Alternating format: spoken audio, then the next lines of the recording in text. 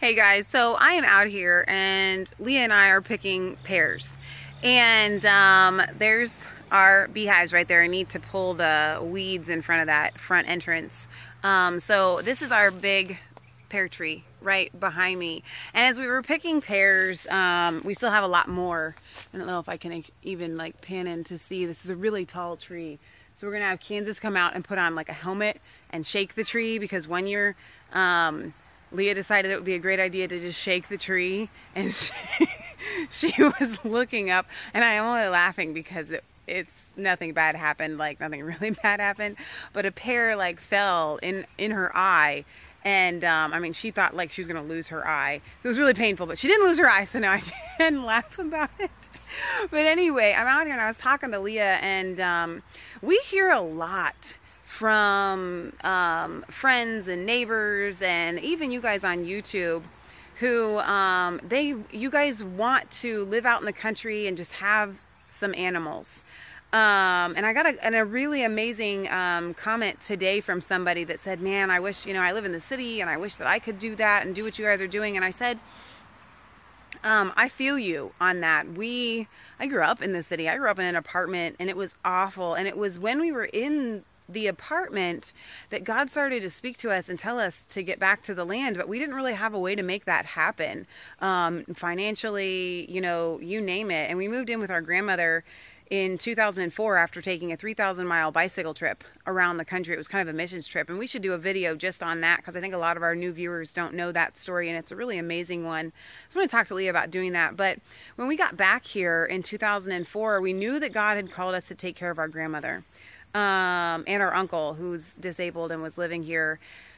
And slowly we just started fixing up the property. She had and now we have a little bit over an acre. And then we were tearing down trees, and I feel like I should just be showing you the bees, because they are so awesome. They have they're bringing pollen in from all over the place. But anyway, we just started fixing out the property, and then we started planting a garden, and then we had to put up a big fortress like Fort Knox to keep the deer out. We hung string and pie pans, and it was little by little that we just kind of started doing what we could. And I had no idea that I would ever have something this amazing, even on such a small amount of property, just an acre. We have pigs, we have chickens, we have bees, we have a garden, we have fruit trees where we're getting, we just canned a bunch of pears, peaches, and now we're getting a bunch of pears. And here's what I would say to you guys.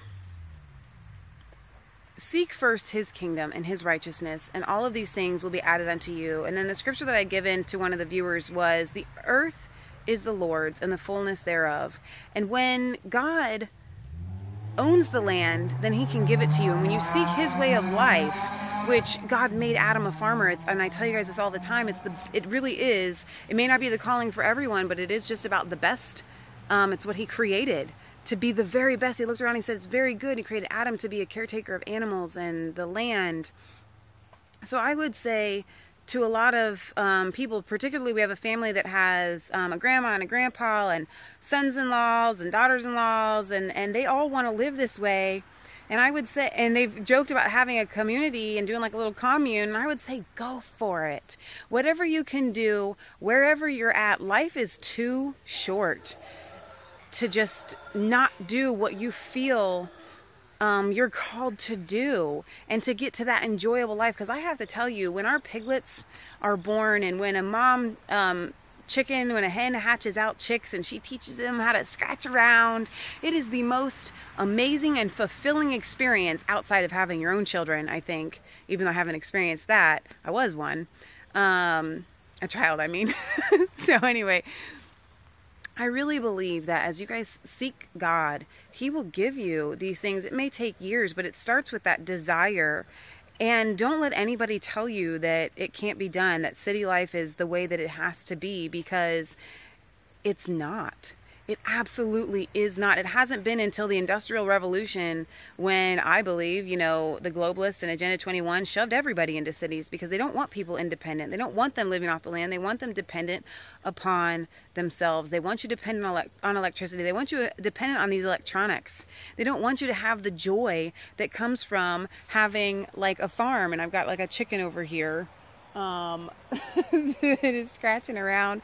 We have piglets. I should take you just to give you a little piglet update. Here's some of the pears that we picked for today. Excuse me, while we climb and go visit our little piggy friends here. But this right here, to me, that's fulfillment. I threw a pear in there, so that's what that little guy is going after. Oh, and I know what I wanted to get to. One of the points that I was talking to Leah about is that, you know, a lot of times we see these people, they mow their lawns and it's always so perfect and everything's edged and perfectly manicured, and these moms and these homemakers keep these perfect houses and everything's always so clean. And I gotta tell you something.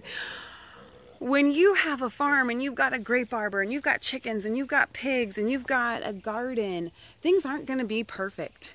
They're not going to be, you know, crisp and clean. And it's just sad to me that I see these dads come home from the weekends and they spend hours mowing the lawn and edging and making their lawns completely perfect. I see these retired guys doing the same exact thing, and then they sit down and they reward themselves with a football game.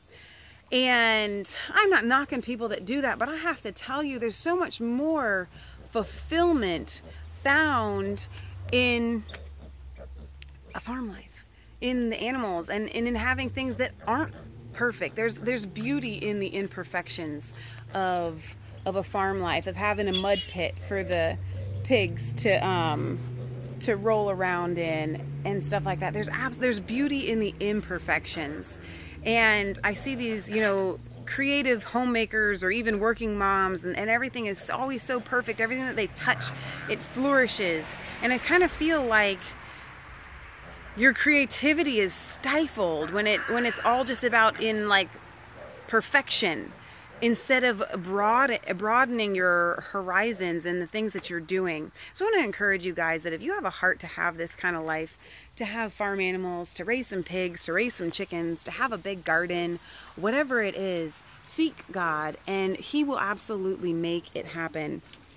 I know this from experience. I've been there. I know that it looks sometimes, oh, I'm getting stuck to a tree. I know that sometimes it just seems like it's never going to happen because we're stuck with these city jobs, and we turned our backs on the world. We turned our backs on money. And we suffered a lot of persecution from a lot of friends and family because we were taking care of my grandma, and we were just doing odd jobs on the side, and everybody kept saying, you guys have so much potential. You should have real jobs and you should go out and make lots of money. And we had opportunities on both sides of our family to do jobs that would have made us lots and lots of money. We could have easily caved into that, but we didn't. We chose to follow God. And I can tell you this, if I had one word to speak into every person, every single one of you, because I know a lot of you think, well, if I just work really hard and build up a lot of money, then I'll be able to make this happen. If your motivation to do anything, and I know I might lose some people here, but if your motivation to do anything is ever based on making money, even if it is to make it so you can live this kind of life, then you're going about it the wrong way. Money should never, ever be your motivating factor for anything. Sorry, I thought we could get a shot of the pigs here. God and obeying Him should be your motivating factor. And a lot of times we get a lot further the less money that we have, because it's a corrupt system. You guys know it. The fiat currency is completely corrupt. And the Bible easily says, no man can serve two masters. Either he will hate the one and love the other, or he will love the one and hate the other. And it's talking about money. So my word for you guys today is go after those dreams that God has put in your heart and don't let go of them. You know, whatever you can do, just ask God, what can I do? How can I make this happen through you. And that would be my encouraging word for you guys today, because you guys can have this. I wish I could get that shot. It's kind of dark in here in the sun. But they're in there. We've just given them loads of grasses and whatnot, all kinds of stuff. Kansas goes up to the farmer's market and gets leftover vegetables and fruits and stuff that we give them. We mow the grass.